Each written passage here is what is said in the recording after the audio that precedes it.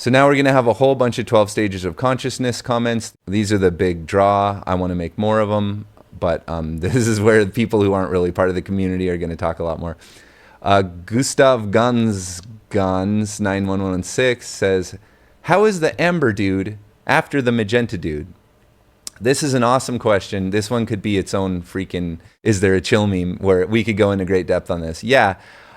Part of that is the way I'm portraying these. And please understand that that video, the 12 stages of consciousness, it's just one perspective of many. It's one conjugation of altitudes. And you can do historical, you can do present day, you can do all the different lines, you can do all the different quadrants, from each quadrant to each quadrant. There's all these different ways.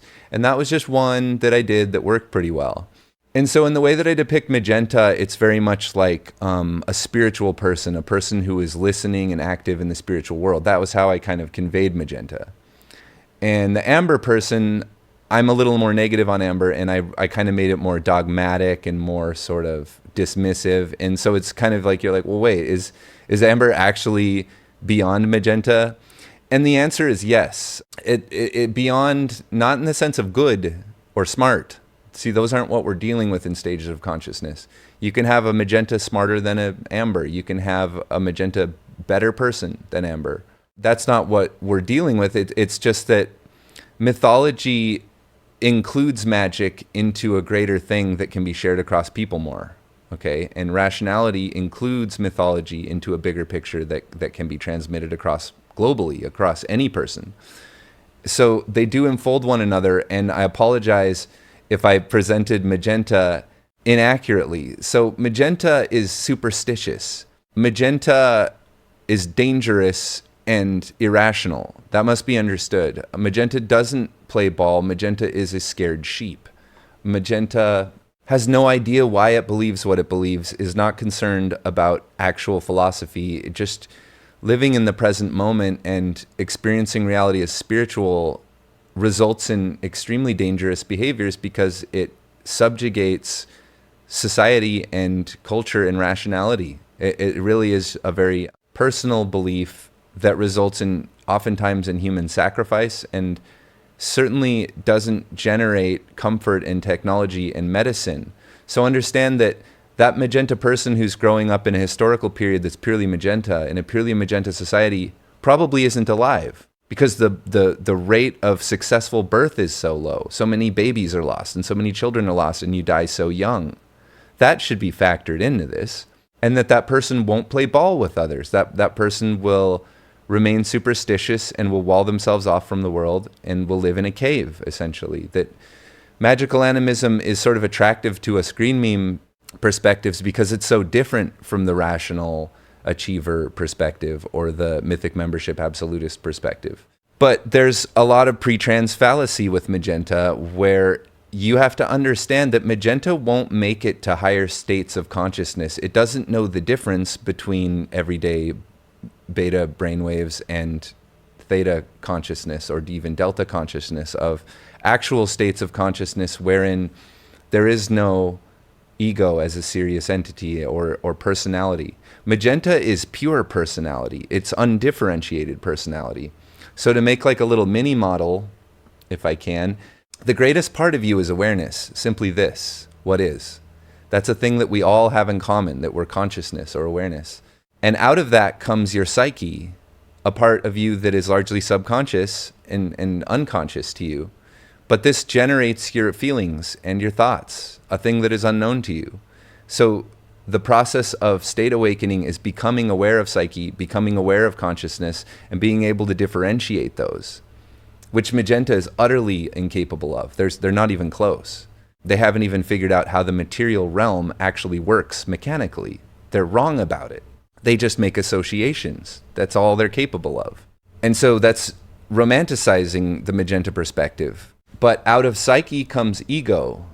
And so this is where you start seeing amber and orange and green, is we need that ego. We need an organized self-sense. We need to represent something and be someone in order to play a role in this game, in this big picture that we're all participating in. You need ego. Ego's good. I can't stress this enough. You have to learn all the rules of jazz and then throw them out. You need to have a big, healthy, strong ego. And really the biggest, strongest, healthiest ego is that consciousness, that awareness, pure awareness. But we tend to have this small ego that's unconscious of psyche, unconscious of consciousness itself, incapable of higher states of consciousness. That's the ego that needs to die, or experience that sense of, oh my God, I'm unreal. I'm not actually this person. I'm actually awareness experiencing this person, piloting this body, experiencing these thoughts, these emotions, these impulses, this trauma.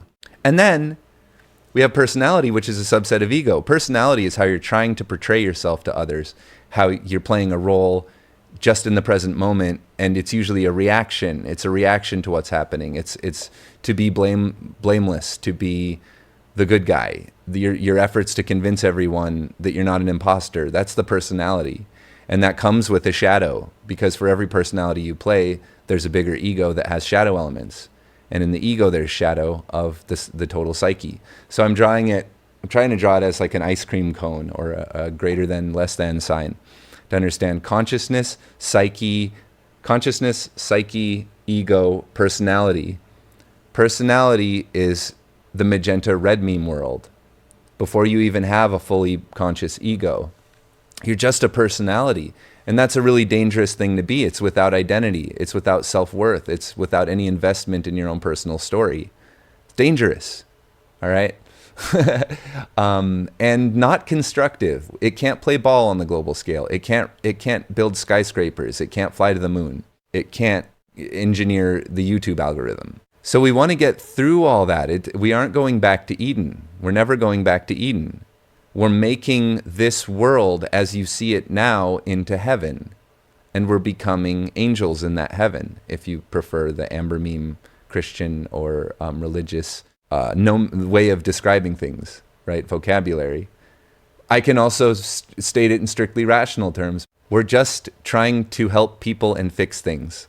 First, you have to understand your nature, that your personality via ego, via psyche, via consciousness. That's a mini model and a way of expressing waking up and growing up. We have to get through all this process of learning the rules of reality, the objective facts of science, what is known by experts in psychology and the humanities, and what the most intelligent people ever have written. Well, we need to learn how to read.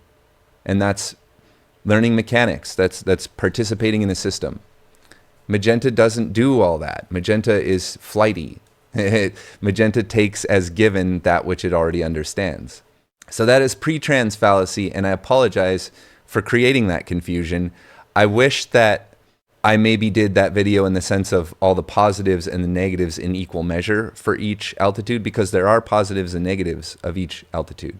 Huge positives and negatives. It's literally the problems of the world, of the self, of society. This is what we're talking about. All the problems and all the good things, all the beautiful things, all at once. That's what altitudes are. It's not just good or bad. It's definitely not the case that higher up is good, lower down is bad. That's not at all what we're saying. Every altitude has its own version of good. And so you have to kind of conjugate your notion of good or evil with the altitude that you're coming from or expressing. In that magenta world, I can be speaking to you as a shaman or as a villager. In that amber meme world, I can speak to you as a pulpit or as a field worker. In orange meme, I can be a PhD or I can be some idiot loser, right? In all of these vertical levels offer a horizontal perspective on what's better and what's worse. And so unfortunately, as I did the 12 stages of consciousness, I kind of neglected to choose a neutral point or to draw out the negative and the positive. Instead, I just kind of picked a characteristic perspective.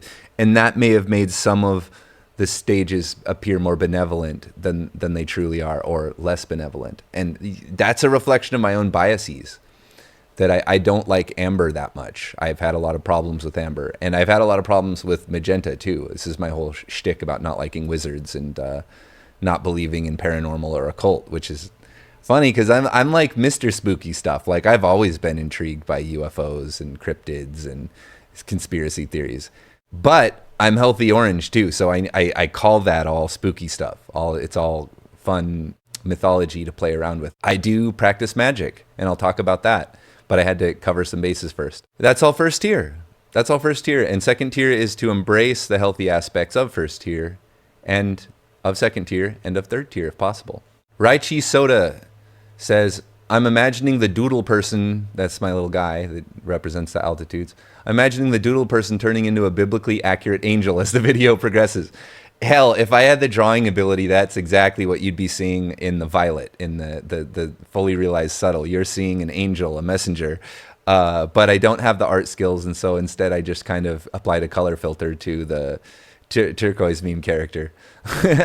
But yeah, if you've never looked into biblically accurate angels, check that out. They are not buff dudes with wings predominantly. They are crazy, psychedelic, kaleidoscopic beings with wings and eyes galore. Very strange, and if you've seen an angel, I'd love to hear about it. Or Rage of Infinity 2032. I recognize parts of myself on each level. I listened intentfully for the moment when one of them would say, I am listening intently to recognize myself, but it never came.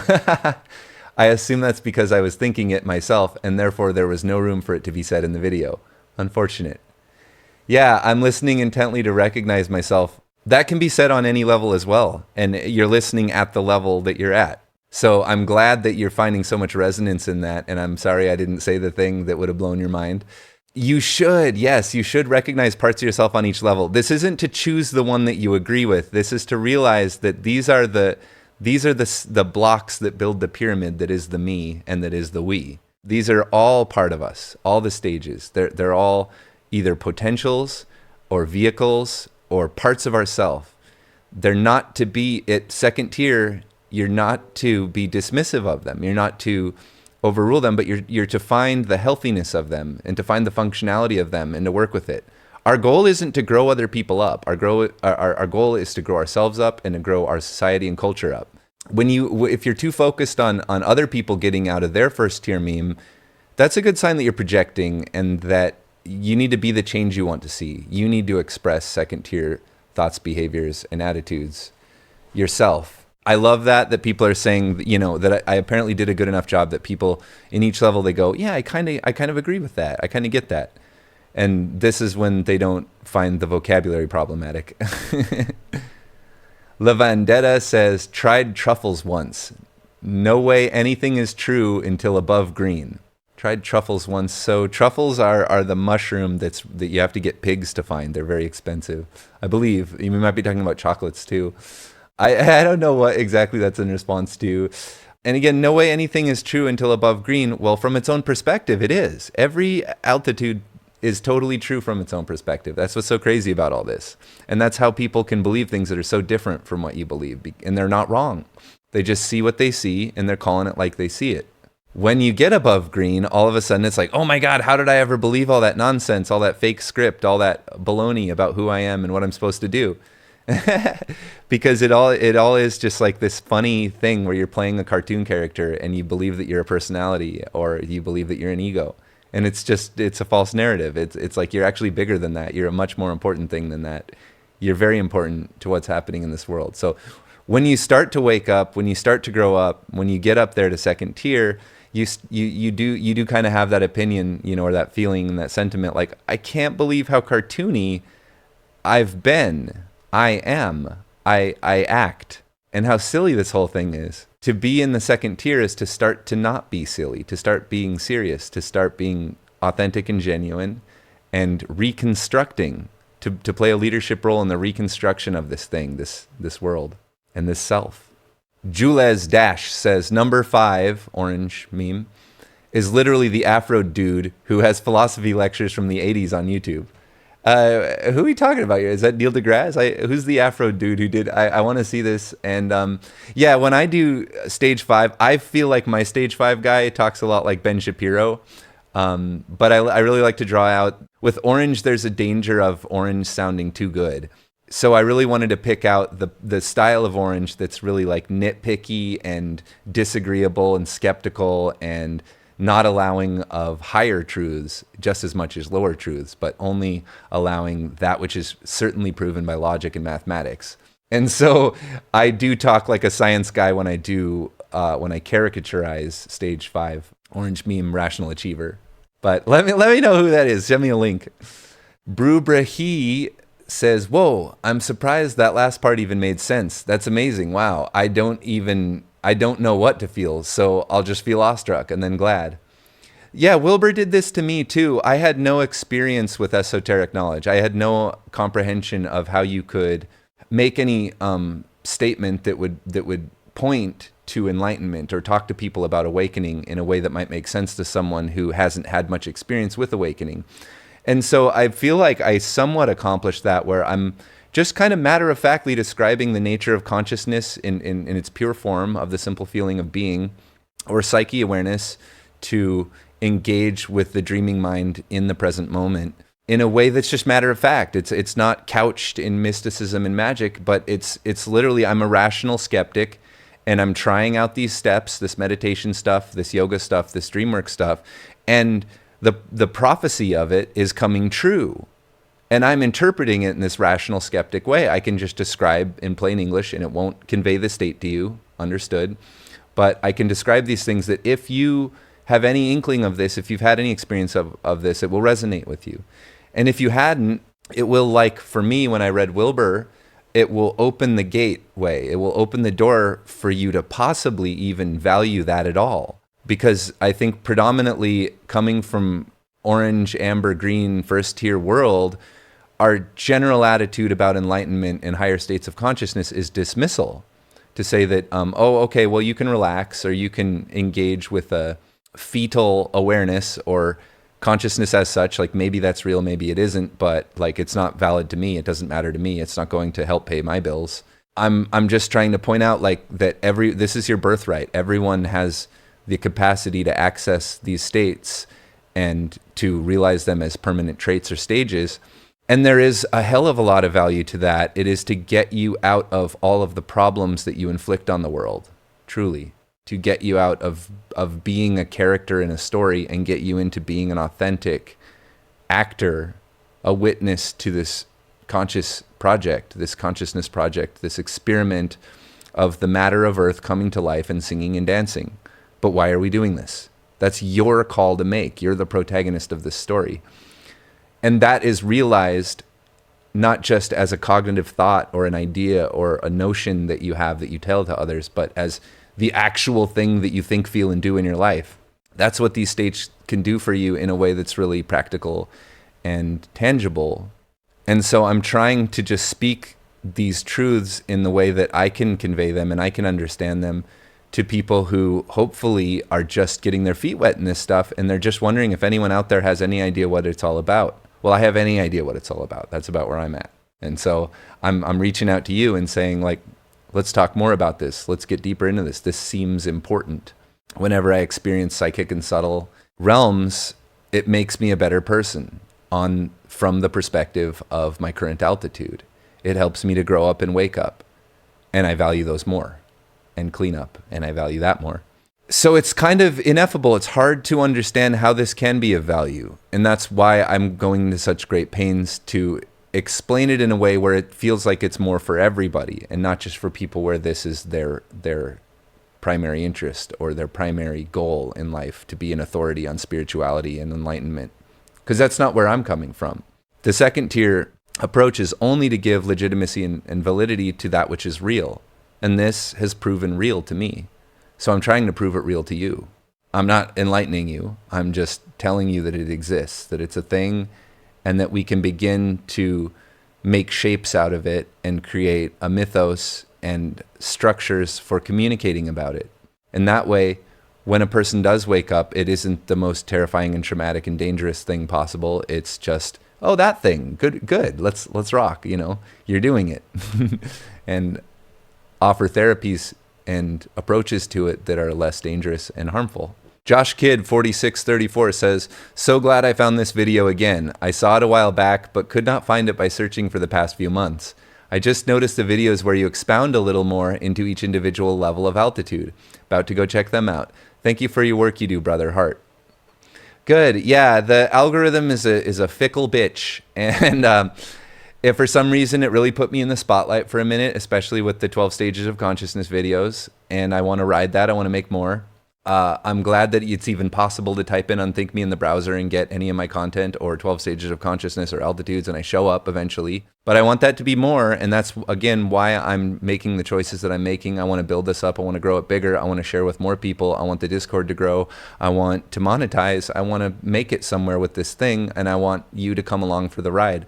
I want you to be able to see my videos. I want them to show up. So these are all kind of first-tier motives for a second-tier agenda. Really, a lot of my videos are videos where I expound more on the altitudes topic. That's what I'm doing with a lot of it, and you're going to see more and more and more of that. And you'll see clever ways of doing it. I've got some clever stuff coming up.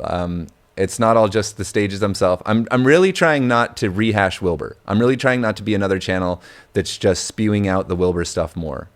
I am talking his theory, but I'm talking it in my voice. I'm using my own kind of vocabulary and my own visuals, and it's all about accessibility. I'm trying not to be ivory tower about it, and there's a real tendency to just repeat all the same tropes. So I'm trying to stay out of that, and I'm trying to bring out my own lore, the Adam lore, the Unthink Me lore, in an integral context, rather than the Ken Wilber world, the Ken Wilber lore. Okay, that's fundamental to what I'm doing here.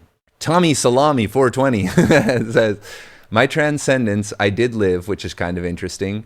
I recognize that my mind is 2 parts left hemisphere and right hemisphere of my brain that is only lightly linked. One describes as artistic and the other described as logical. I applied this reasoning to natural language processors as only one part of computers' brains and bridged the connection between them and prompt-based image generation.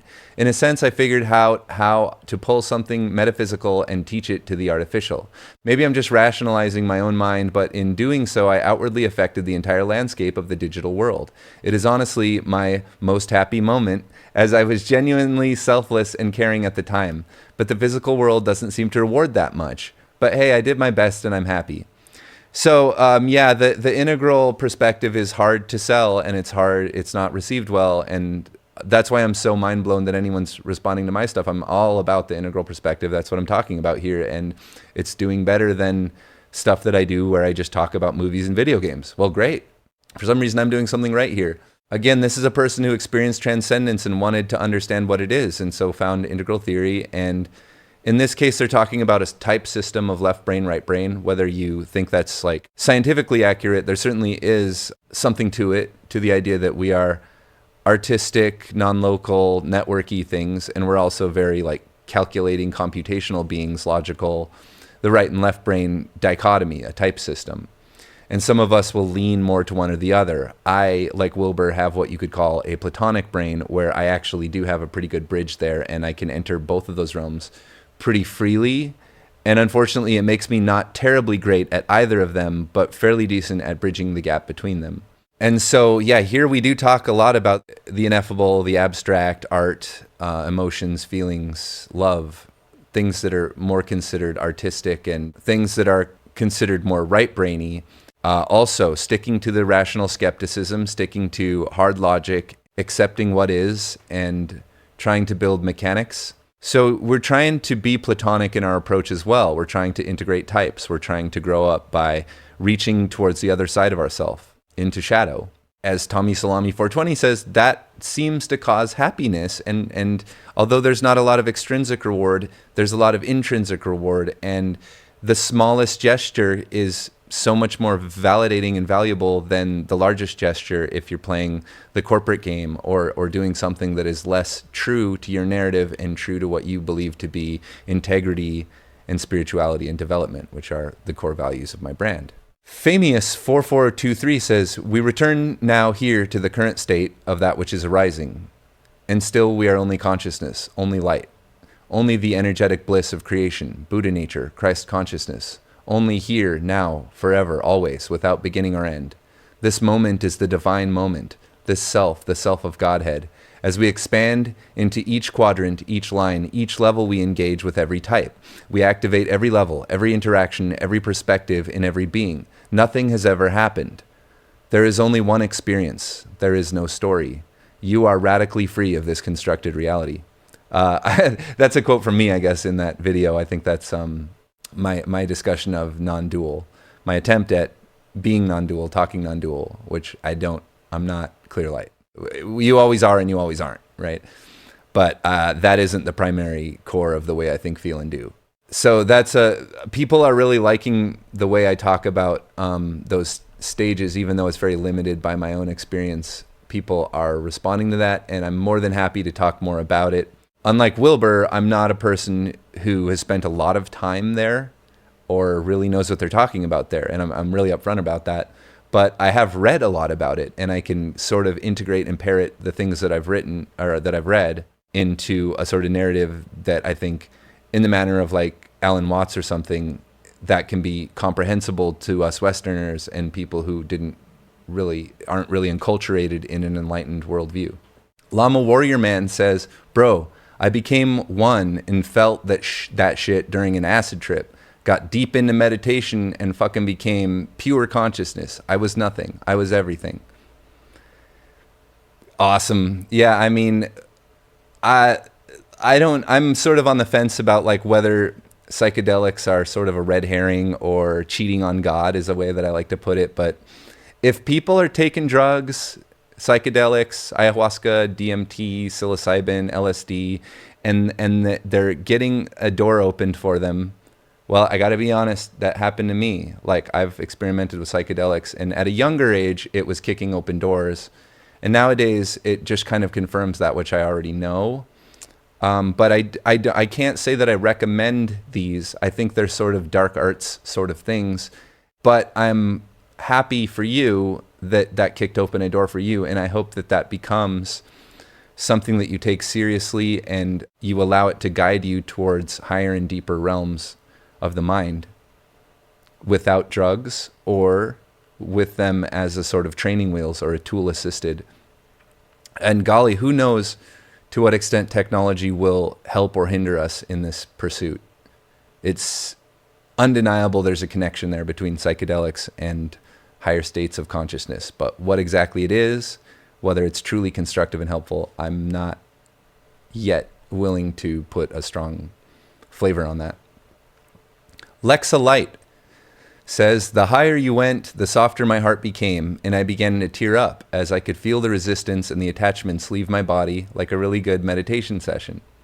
Personally, after indigo, it begins to feel and sound the same, similar to how the human eye cannot comprehend colors past indigo at this time, and how the strata after ultraviolet is just violet and beyond. Yes, higher stages, right? From your own perspective, they kind of meld together, and sometimes it's like, well, is this really real? I don't know. And that's totally normal and fine. I think it's great that you are seeing into indigo, and that it's actually to communicate with me, not directly communicate, but to receive a transmission from me is empowering you to access that state.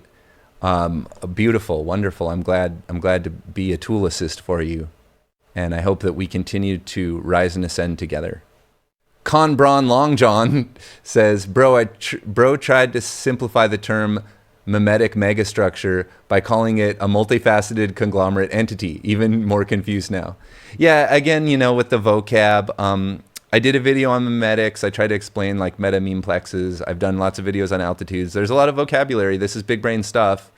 And don't be confused. It really isn't your bad. It's not your fault. These are large data objects. There is some learning required. I am this weird person who just loves learning and learning like big new words and getting into philosophical, intellectual rabbit holes. So for me, it's no problem at all. But I apologize to anyone where it feels like I'm limiting my audience by using bigger words, or that Wilbur's doing that. It's not the point. It's just that there aren't really words for these things. And so we're kind of building a vocabulary. And in general, people at second tier are people who have gotten through a lot of philosophy and a lot of intellectual books. So it's a limiter for sure.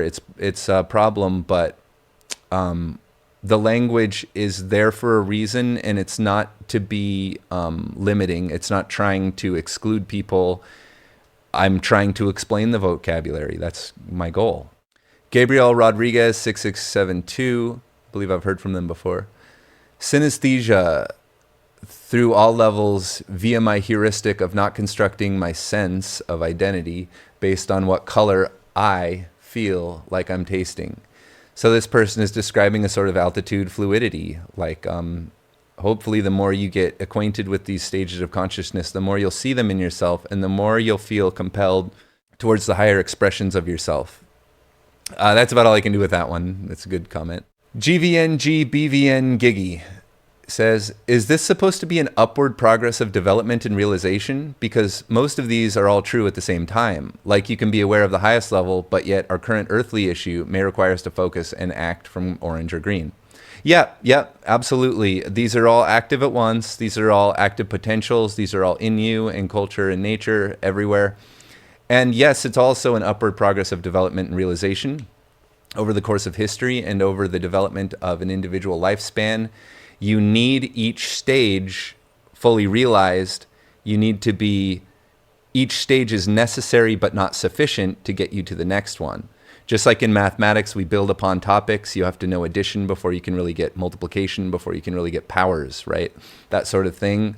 We're made of quarks, which make up atoms, which make up molecules, which make up cells, right?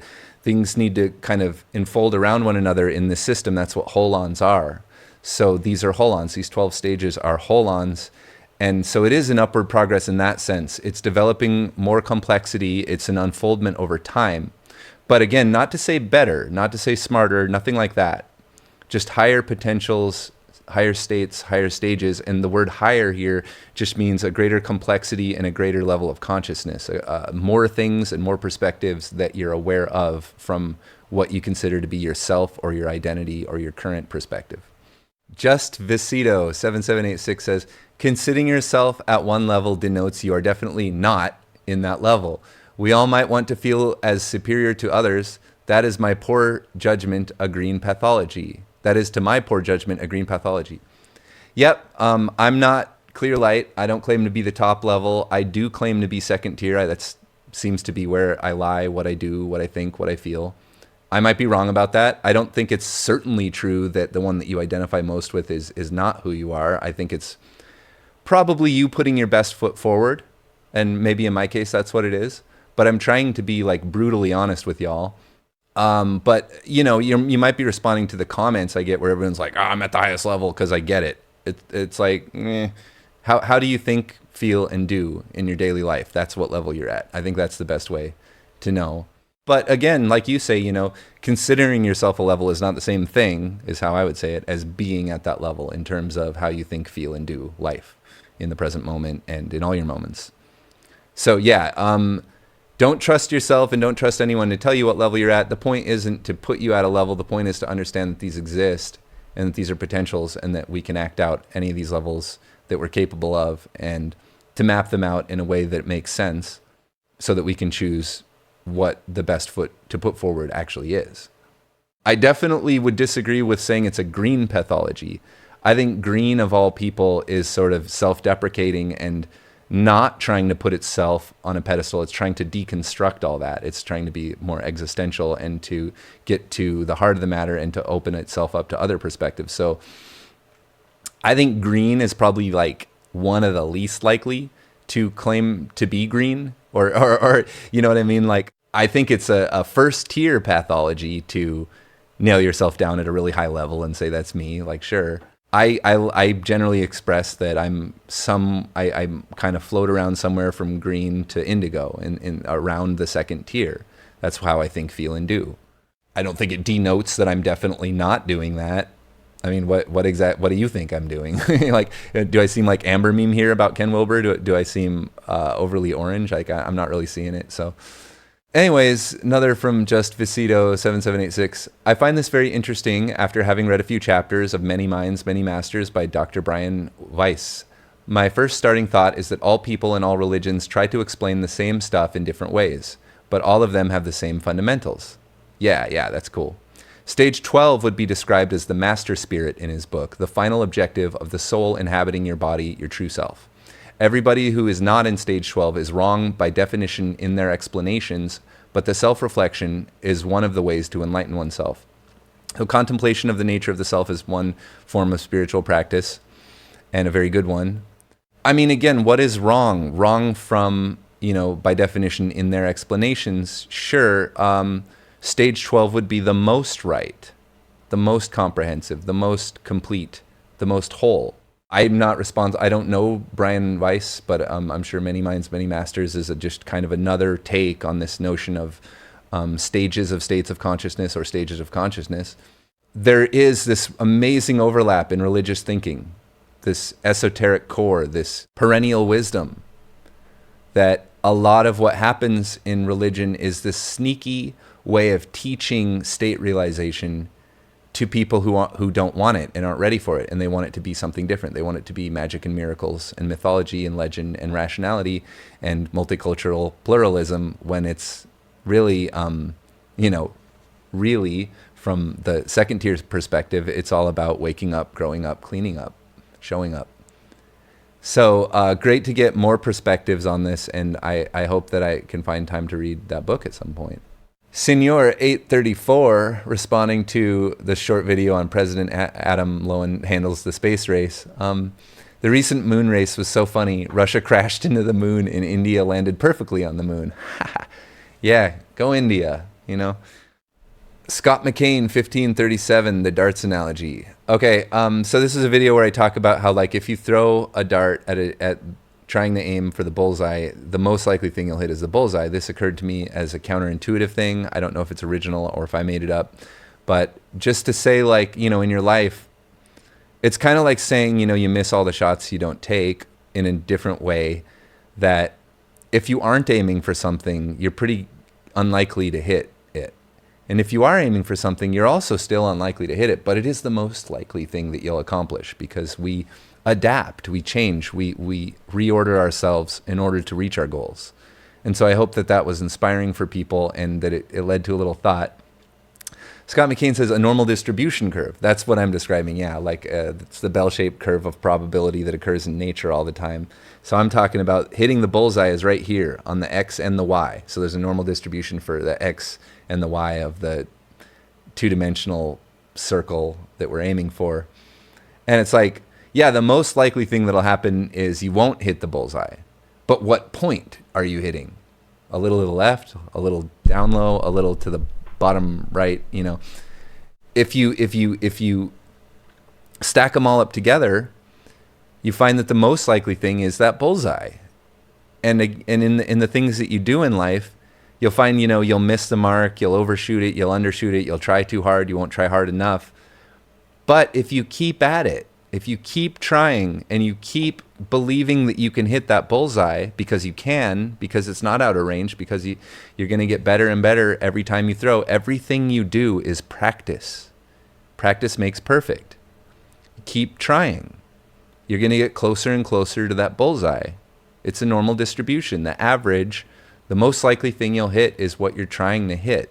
And that might not look like what you thought it would be when you started. But as long as you're aiming for a bullseye, you're most likely to hit it, more likely than anything else. And all the other things that can go wrong, those are teachers. Those teach you how to get better at hitting the bullseye. So when you fail at something, just remember that's teaching you. That's the 99 out of 100 times where you didn't hit the bullseye, but you hit a point, a specific point, and it wasn't as likely that you would hit that point as hitting the bullseye. So this is a miraculous fact about reality, is the normal distribution curve. Goes on to say, the larger a sample size becomes, the more likely it is to approach the mean. People see stuff that simply isn't even really there, or if it is there, it's just a function of randomness. The mind does what is necessary for it to believe in order to create a comfort feeling of understanding the world around it. So again, yeah, like the more practice you get, the more likely you nail it. This is a thing I suck at as a musician, because I don't like doing the same thing over and over. I always like to cover new ground. But you just play the song over and over, and you get better and better, because your awareness develops and you're able to do some of the things mindlessly that used to be effortful. And so you don't have to pay attention to everything at once. And you get to a point where you're doing the whole song automatically, and now you can just express it. You can speak it out. You can communicate it out, instead of focusing on the mechanics of what your fingers are doing on each hand, what your throat's doing, what your posture's like, and your breathing and everything. Like, it gets out of the mechanics and into the expression. And that's hitting the bullseye when you're at that point. Moving on to the internet has been replaced by a dumpster fire video. This was a sort of opinionated rant I did about how, like, AI has transformed search results in a way that's, like, kind of distasteful. Mr. Hart Teaches, good friend of mine, Mr. Hart, awesome person, YouTube personality. They have their own channel. They discuss integral theory quite a bit in the context of teaching. Always on to weird new stuff, really engaged with AI. So I'm always excited to see what Mr. Hart's up to next. The query that I asked Google was about, I've been having the recurring dream of Celesta, my former relationship partner that months ago left me for another man or for a religious cult, for a sexual master-student partnership. This person and her partner, that person, are appearing in my dreams in my childhood home, and I'm welcoming it. I'm letting them into my heart. I'm forgiving. That's what that means to me. So I was curious to see if the internet would feel the same way, if I'm interpreting that in a way that's consistent with the most common ways of interpreting dreams.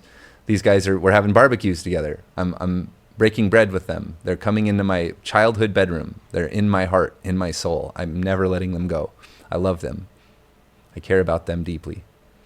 And I'm over the pain that has occurred because of unfortunate circumstances. I'm over it. I'm good. So anyways, your dream could mean the desire for time when things were good, or it could mean change is coming. So meet your younger self, because it's big boy pants time. I was watching something about the Egyptians today, and they were talking about the initiated being able to get out of the net. The text was referring to fish, but it was a metaphor. AI, what can I say? You know, a gun could have been made with the intention of self-defense. It can turn into a weapon also. But you can also hold it to your own head. A gun is like the internet in many ways. The schools take the kids' phones, but give them a Chromebook. Ban the sites so they learned how to create a separate email address. Only 10% of people could read when the printing press came out. Nowadays, students can barely form a question. And it's, can I go to the bathroom?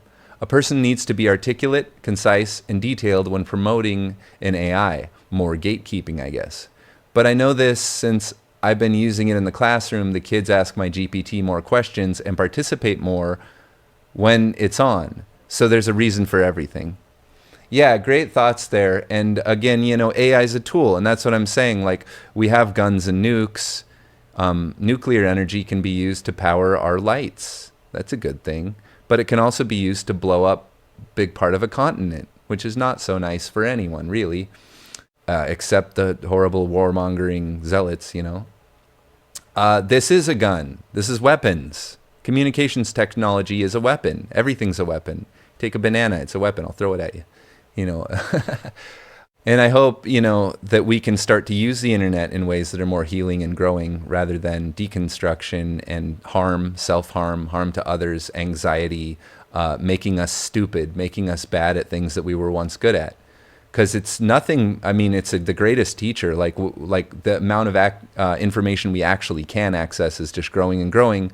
And it concerns me when corporate private interests are co-opting our simple capacity to search for things and to find meaning on the internet. Mr. Hart says, my co-teacher says, you're trying not to associate childhood to nowhood. That is the driveway. She just spoke and left as I type, but I'm reinterpreting the driveway as the oxymoron that it is. You should be in transition, but are in essence parked. I don't entirely understand that, but yeah, there is a sense of, you know, with the childhood home metaphor and the dream, that I'm clinging to things, that there's an attachment there. But I want to fully live that sense. I want to, like, this is psyche stuff, you know, whatever is, and I have to let it be. This is to reintegrate yoga, Adam. That's how I'm reading this, that if I can't truly feel the same love for the same people that I felt before they betrayed me, then I can't really integrate that self, and I can't really hold those memories as treasure. And this is why bringing my love partner into my heart still and keeping them in my heart is not me being fixated on the past, because I'm so moving forward from all of this, and I'm so not interested in my material future involving those people in any way. But this is talking about my heart and my relationship to my past. And so in that sense, I'm letting those things in. I'm leaving the door open because I can stand it. I can take it. I'm okay. And I want nothing but the best for these people. I want them to heal and grow and learn and clean up. I appreciate the interpretation of the dream, and I think I have a good handle on it, and I appreciate other thoughts too, because it's very interesting. It's very recurring. It's all these different. It's my front yard. It's my driveway. It's the bedroom, and it's the same people. It's Celesta and her partner, who I've never met, but definitely seems like a victimizer, like a real person with sex, power, and control pathology that sort of kidnapped her out of my life and got her into a whole mess of trouble because she wanted that.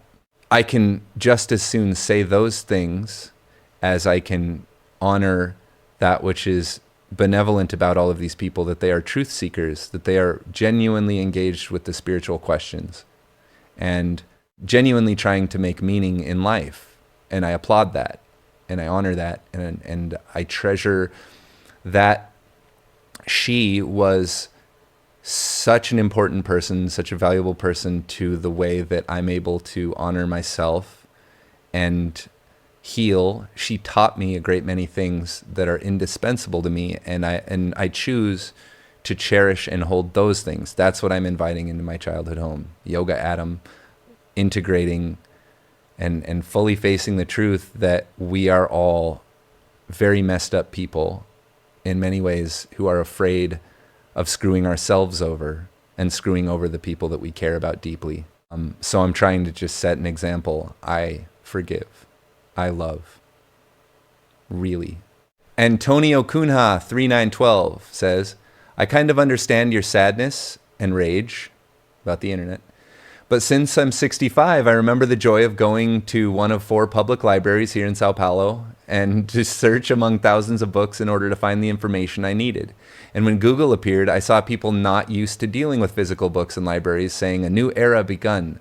I've liked it, but it never fooled me. I knew things would end like this because this is the only reason any capitalist product exists. That is, to get as much money as possible. Any eventual good residual effect outside this directive is doomed from the start. The good things this device offered us was just a marketing tool, which unfortunately has become obsolete for us. At last, we still have our physical books and our physical media for films and music, etc. Guillermo del Toro recently stated that people who buy and keep the physical media are helping to preserve the history of cinema. Need I to say I always disliked film and music streaming? Yeah, I'm not as old as that, but I am old, and I've seen media being replaced. And yeah, this is just hard for me, that the Google search is now like gotten kind of more schlocky and commercial than it once was. It was a disappointment. And I'm all about the march of progress, like I even said there, and AI becoming a thing. That's really exciting and amazing. But it's just unfortunate that, like in your case, it replaced books, and that journalism's been replaced by fake journalism, and that the internet has become the means of finding truth, and now it's asking chat AI prompts, large language models, instead of doing like more legitimate research, I guess, and understanding what the sources actually are. But yeah, it does go back to there. Books will never lose their value. Searching will never lose its value. But we are reaching a time where we really need to get our ducks in a row so that we don't censor or accidentally make echo chambers where knowledge once resided. And so that's why I did this like rant on it, because it just kind of occurred to me all at once, like, holy crap, like Google search is like such a different thing right now than it was like 3 years ago. And it's a real bummer that all the websites have been replaced in the search results with fake versions of them, with like top 10 lists generated by AI. That is progress. But, progress requires a certain mindfulness of what you're getting rid of when you replace it with new things. I'm not quite as cynical about every product being kind of just a moneymaker. There's a give and take there where you have to make money for innovation, for progress, for people to feel motivated. But also that you have to also honor and acknowledge the actual gift of the invention itself, and to keep that kind of first and foremost, that the purpose of work being done is to help people and fix things, and that should earn money. A lot of what happens in our world currently doesn't have that character. It's more just like amassing power and exploiting technicalities because we haven't gotten around to fixing loopholes, because we don't want to, because the rich people are in control of what happens. So a lot of angles to this, and this isn't really the video for it, but that was the sort of starting point for talking about technomancy and the nature of the internet and AI right now. Pariah6775, I believe I've heard from you before. Buy books. Obtaining crystallized knowledge before it's tainted by corpo and state slop is an underrated goal, or what hasn't been tainted already at least. Yeah, and there is the Wayback Machine, I suppose. So it's all there in a lot of ways. But that is to echo, the former sentiment, just like other people are feeling this too, that this is a transition and it's kind of an awkward transition. It does seem to be having a negative effect in a lot of ways. Tan and Rad Blogspot says, Solar Colony Earth /Fed /Pentagon /CIA is greater than Google, OpenAI, FB, hardware, etc. I have no idea what that means. It's almost suggesting that the government and the secret programs, the deep state, is more powerful than the software that we have available to us on the internet, and that's kind of dictating what happens. I don't know, maybe. Jheeb _ says, do you use an ad blocker? Yeah, sometimes I don't, sometimes I do. Yeah, and that's a simple solution to a lot of that stuff. But again, it's stuff where I have to do work to get around the nature of what Google has become, or what Facebook has become, etc., what social media has become, that I have to install tools to get around the fact that it's becoming garbage, a dumpster fire. So yeah, there are ways. We're not dead yet. Morgan313, good friend of mine, says VPN plus ad blocker are the way to go. Right, yeah. There are solutions. I'm just being funny.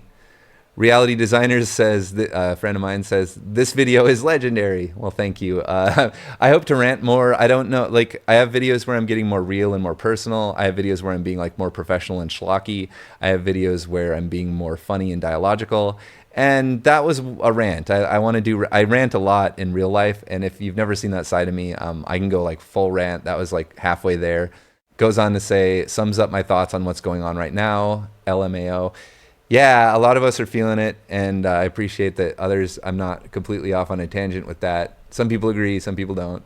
Julian9898 says, wait, you're surprised that the internet is a dumpster fire? Right, and this goes back to the fact that the internet has always drawn out the really intense, awkward, shady perspectives. It was all of a sudden you could see videos of people dying, videos of the most crazy porn you've imagined. So the internet's always been the land of trolls, the land of unaccountability for the things you say. And to a certain extent, this is just an extension of that when you make a thing that anybody can do whatever they want with it, there's the tragedy of the commons, that when you create a pasture and anyone can go there, you're going to end up with a bunch of homeless people shitting on the ground. And in this case, it's startup companies who go, oh my God, we can make money by putting ads on sites and taking the content off of other sites and dumbing it down and making it into the sort of thing that babies like. It's unfortunate, but it is the case. Morgan313 again says, Adam is old enough to remember when the internet was the cool place to be and when Google's model was don't be evil. Oh, gee, I hope Google's still good, guys. Who knows? There's probably there's probably an internal battle going on in a lot of these companies. And, I hope that the second tier voices win out. It's I've seen the internet go from being a nerd thing that I was off doing on my own with nobody watching that was embarrassing to being suddenly everyone and their dog is on Facebook and it's the way life is. And it's now not hip at all. There's no hipness to it. It's now just the way life is. It's you can't get away from, every person has to have a phone and has to be on all the social media platforms or else they're not real. But you can. Nobody's stopping you from not doing that. You just lose out on all those benefits. So it's really a Faustian arrangement. Look, who's more guilty than this guy on YouTube, right? Oh, Julian9898 says, at Morgan313, oh, I like that internet too. A lot better than the current surveillance capitalist hellscape. But let's be honest, we would deliberately download computer aids on Napster or LimeWire to get free music and porn. Boy, I sure was there, yeah. I didn't get porn off of Napster. I just did the websites and got the spyware. But definitely got all the free music and software. Most of the music I produced was on stolen software. I've seen so many movies that I stole. And yes, we are, as Americans, being spied on by the government. That's not conspiracy theory. That's what's happening. That's the fact of the matter. We know this. And it sucks. It's stupid. They need to get the hell off the internet. This is our land. This is our space. It's not helping, to my knowledge. It's just corrupt and it's wasting money. Tintin070 says, I really prefer Claude for personal stuff like advice and dream interpretation. I would suggest you try it. I think that's the Discord AI, and I believe it's just become deprecated. I don't think it exists anymore. So I didn't try Claude. Yeah, there's different AI I could use. Mostly I use ChatGPT for that sort of thing. And it helps me a lot with coding and IT stuff. And just getting the basic skeletal backstory of things. But other than that, it makes a lot of mistakes, and I don't like its attitude. I wish it would. I tell it to stop apologizing, and then it apologizes, and it's annoying because it's not a person, and it tells me specifically that it's not. I want it to be a person. I welcome it to be a person, but it's just a personality, and it doesn't have an ego. It doesn't have a psyche. It doesn't have consciousness. The problem with AI, that it's creating consciousness backwards. Very dangerous. Very stupid. But this is what we're doing, and I'm on board. Now we're on to the Ken Wilber iceberg video, which still gets a couple comments. Tenon Rad Blogspot says, integralists don't care about lines or types. They never bothered with elaborating on them, except inviting an Enneagram expert once for paying members. Enneagram is the least interesting typology for the purposes of understanding and mapping human interiority. What they may care about enough to diss Beck is probably quadrants, which allow us to outsource moral responsibility to our dumb capitalist environment. This way, integral leaders are allowed to win-win-win on the orange market and don't have to create their own marketplace altogether. A little cynical, but I kind of agree. Like, it's not like integral gets that types are acknowledged. Like, types are the way that we think you're supposed to do this.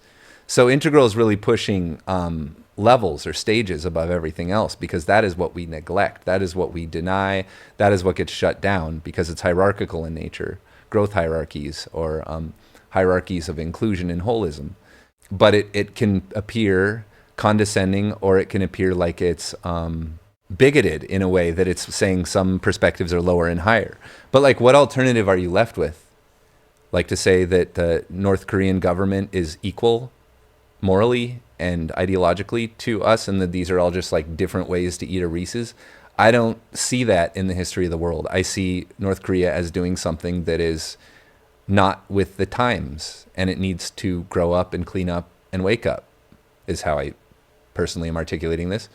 In the sense of finding the lower stages negative, yes, that is a reality to reconcile oneself with. Lines, definitely integralists care about lines. Altitudes is a measuring stick of lines. Lines is a way of reconciling the fact that all these different developmentalists find all these differing things that have core mechanics in common, or core patterns in common. So I do think they care about lines, but you're right about, I would definitely agree with you on types. And Enneagram, yeah, I agree with you on Enneagram too. It's just, what is a good type system? Big Five, Myers-Briggs. It's like Integral hasn't created one, so there's not a good one, right? So it's because Integral discovers stuff. It doesn't create stuff particularly, and there isn't a very good type system. It's not an easy thing to do. So I would agree with you, and maybe Wilber would agree with you, that types of all things requires elaboration, and it hasn't been done yet. Maybe Carl Jung has done some of the best work there, but that's hard to distill out. And it's like, again, with any type system, why these types? Why? Enneagram was based on just observation, just like these seem to be the types. Matt Spinto Smith 5285 says, call me Neanderthal, but I give credence to first tier and second tier only. That's it.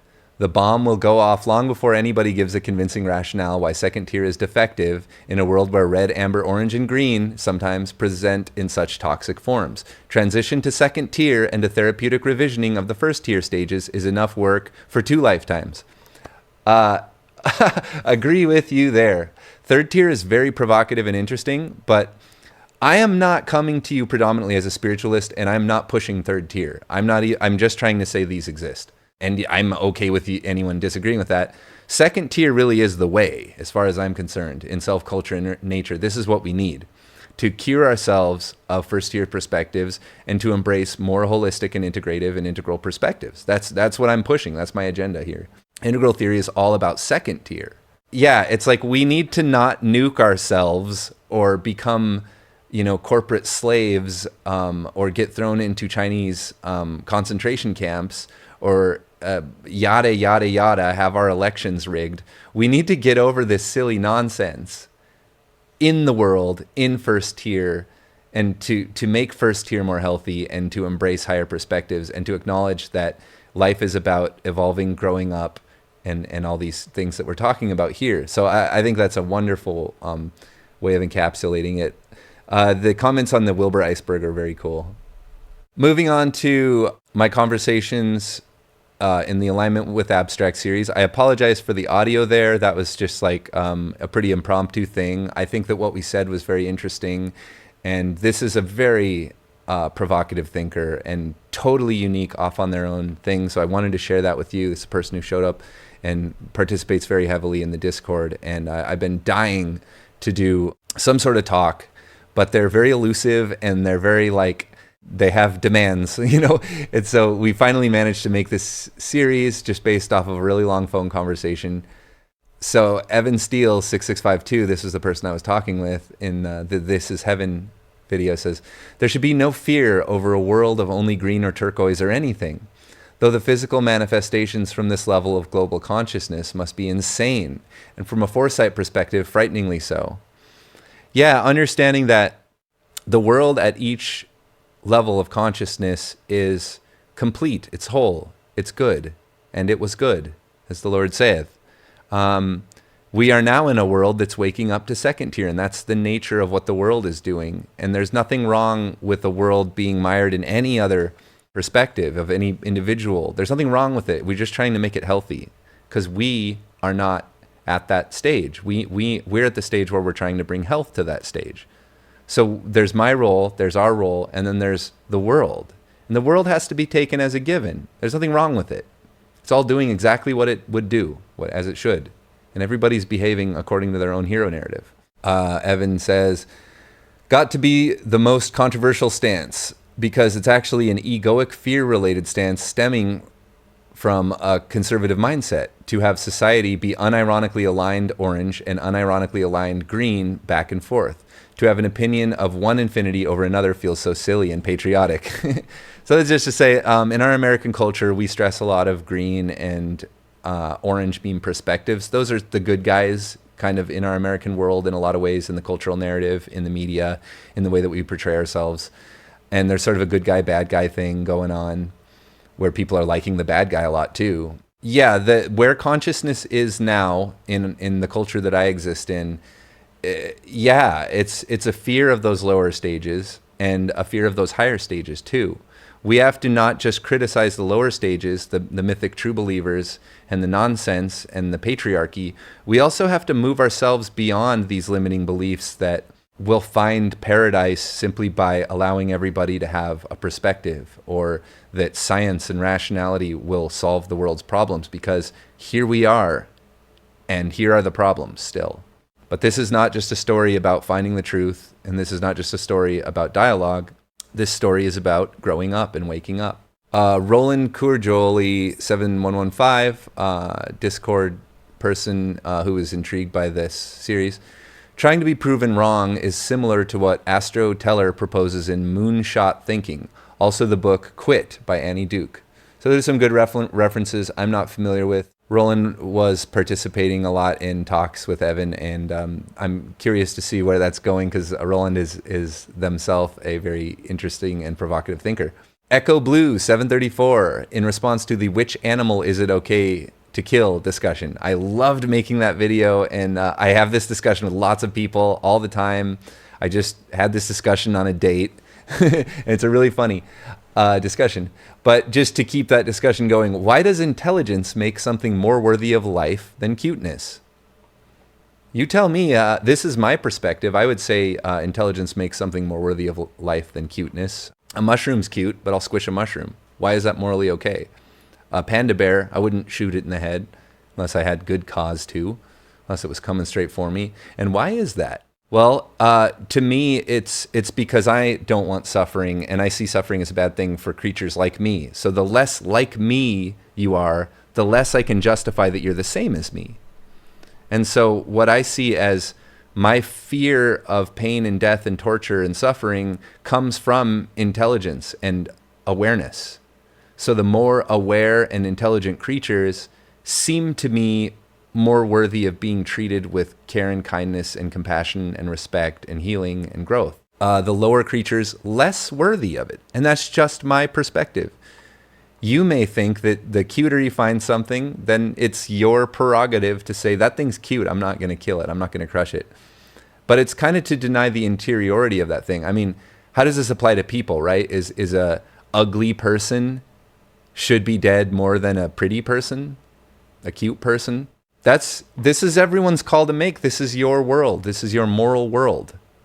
And I'm saying greatest depth for greatest span is the integral second tier morality. What we should preserve and what we should protect and what we should care and enable and believe in and empower is higher intelligence, evolution, development, higher stages, higher states, more internal cleanliness, less lower perspectives. And to say that if I were God, from my perspective, that from that perspective, the suffering of a creature is unacceptable. It's not okay for a spider to eat a fly. That sucks. Sucks to be that fly. But when things fall toward things and matter attracts matter and heat dissipates, this occurs. As matter wakes up, spiders eat flies. And it was good. But now we're here to see the spider eat the fly, and we get, for the first time, to ask the question, is that okay with me? Can I engineer reality in a way where the more suffering capable things suffer less? So humanity suffers less. To protect and preserve the most intelligent creature on the planet would be a really good way of putting my perspective on this. Obviously, it would be immoral, illegal, unethical, and fattening to murder a person, to torture a person. That's the worst creature that I could come at. Just moving down the phylogenetic tree, neocortex is more valued, limbic system is more valued, spinal column is more valued, animal kingdom is more valued than plant kingdom, right? Just going down the tree, kill a dinosaur before kill a buffalo. That's the quick and dirty. That's the easiest explanation I can give for meat ethics, for murder ethics, for war ethics. Greatest depth for the greatest span. I mean, and this is me saying that in my world, in my perspective. I'm not imposing that on you. I'm not saying that's the proper thing. I'm inviting you to think critically about this question for yourself. Is it okay for you to eat a burger? Have you ever asked yourself that question, or have you just said the answer to everyone? Would you go and slit a cow's throat? And is that relevant that you wouldn't or would do that? Does that matter to the question? These are questions. I'm asking questions. Great response. Great comment. And Mr. Hart Teaches says, I miss you, man. I've been bogged down with work, but I think I'm going to go live tomorrow if you want to join me. Going to talk integral and VBM. I don't know what VBM is. I am a big fan and supporter of Mr. Hart's channel. Please check out Mr. Hart Teaches. His live streams are great, and the work he's doing is fantastic. It's kind of more real work than what I'm doing. I'm just talking over here, but I inspired Mr. Hart to do his work, so I'm doing good things too. I miss you too, and I love you, and I care about you, and you're important to me. I've also been bogged down with work, unfortunately. Work on this channel, work on my website, work on getting my car and my computers fixed and doing tech stuff. Work on my heart, work on my world, work on building relationships and making connections. Lots of work's being done here. I work really slow. I'm a slow worker. It takes me a long time to do things, but I always move forward. I'm always moving forward. And even though we haven't been communicating as much, even though we've been off pursuing chasing our own rainbows, I feel like we're in this together as much as anyone, dealing with our own growth and our own waking up and our own cleaning up. And also just as we get more and more into the integral world, and as we build up as I build up on Think Me, and that becomes more of my identity, that I don't lose any part of myself which is good, according to me, which is true and beautiful, which has integrity, spirituality, or development. So this has been an extremely long comment response video, and it's my pleasure to do this for you. These are the easy ones to do, and this is why these show up first. I have a lot of stuff on the docket, a lot of stuff that's like ready to go. I just need to edit out some of the nonsense and push it out. It's been a minute on uploads. I'm seeing the drop in numbers, and I have a lot of content coming your way, and I'm still going to respond to every comment in this way. That's why this sucker's so long. This isn't for a superficial viewer. This is me being real, and this is me talking to you. This is talk back to you. So whatever you say fuels whatever I say. People are being there's a lot of poetic ones, there's a lot of different kinds of comments. There's a lot of just observations and just saying things. But if you have like a genuine criticism, question, concern, perspective, recommends, all that stuff, that's making it into these videos, which won't see a whole lot of light of day. But I'm making them, and this is the process right now until something else comes about. I would do this as a live stream if I had internet, and that would be more fun. That would get more engagement. This took me a month. I had this on my list of things to do for a month. I thumbed those comments up a long time ago, and there's nothing wrong. This is all going well. It just, I take a long time. I'm kind of slow. I do a lot of things at once, and so it can be maddeningly slow. Some of you are moving faster. I'm terribly frightened of people stealing the thing that I'm doing, and I'm not trying to discourage that at all. Like, please do it. I'm just saying egoically, my monkey mind, responds like, that's my audience, I want to be the person making the silly, funny Goonies integral theory tutorials. I think I have a great way of articulating it to the general audience and to the initiated. And oh boy, do I have a lot of projects that I want to do, that I hope I can make time to do, that I hope that I can afford to do, that I hope that I stay in good health to do. Just to foreshadow a little bit, I have a musical thing. I have a couple musical things, but a really complicated musical thing I'm actually starting to dive into. And I have simple musical things I'll throw your way. I write songs, so I'll publish out songs to this channel that kind of are relevant to what we're talking about. So I have this big music project that I'm kind of trying to think, like, how can I make this into a thing? I have a website that's going to try and tie all this stuff together that I'm still working on. Please don't visit it yet. It's not ready. It's fine. I also have a fiction thing that I want to breathe life into again. It's a book that I've written 8 times, and the 9th time I'm going to write it in a very different way that will be like less of an undertaking. It'll allow me to do it like all I have to do is write one chapter that's good. That's kind of how I'm going to approach it. It's a website, if that makes sense. I'm doing collabs more. I'm doing different types of videos. The real hold up right now is the website. I do want to make this website that kind of ties everything together and gives a platform to that. Especially if I get kicked off of YouTube, I want to have a place where I can keep releasing videos. You're like, why the hell would you get kicked off of YouTube? Well, some of the ideas I have are like kind of shadow bannable. So I'm not ever gonna hold back on any of that. And I'm not here to conform to YouTube's jam. YouTube is a platform for free speech, and for me to say what I think in the tone that I think is the best tone. So that's why I suggest that I might get kicked off of YouTube. I did want to do, we released a video where we simulate the activity of doing DMT.